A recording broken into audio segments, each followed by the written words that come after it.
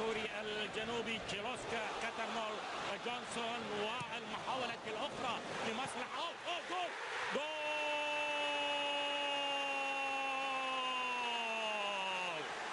ساندرلاند يواجه مانشستر يونايتد، وفي وقت مبكر يتمكن غاردنر من تسجيل الهدف الأول لمصلحة ساندرلاند. راح تحلى المباراة ما بين الفريقين. لاحظ التخلص والتقدم إلى الأمام، ولاحظ الهفوة الدفاعية من اثنين من مدافعي مانشستر يونايتد. التقدم واضح أمامك بهذا الشكل.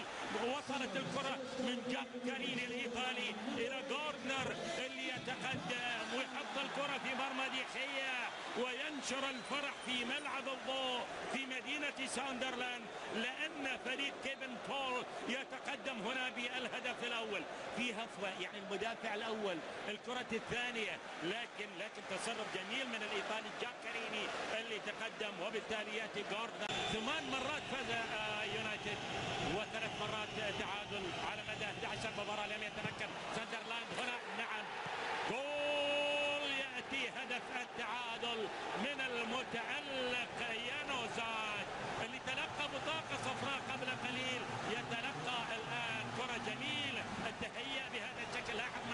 لاحظ معي يوم هو لعبها من الأساس بهذا الشكل، تحولت مرة أخرى. هو اللاعب المتألق اللي هو الشاب يانوزاد حول الكرة بهذا الشكل إلى إبرا مرة أخرى إلى يانوزاد، ويانوزاد يسجل هدف التعادل لمصلحة مانشستر يونايتد. يتألق هامبتون.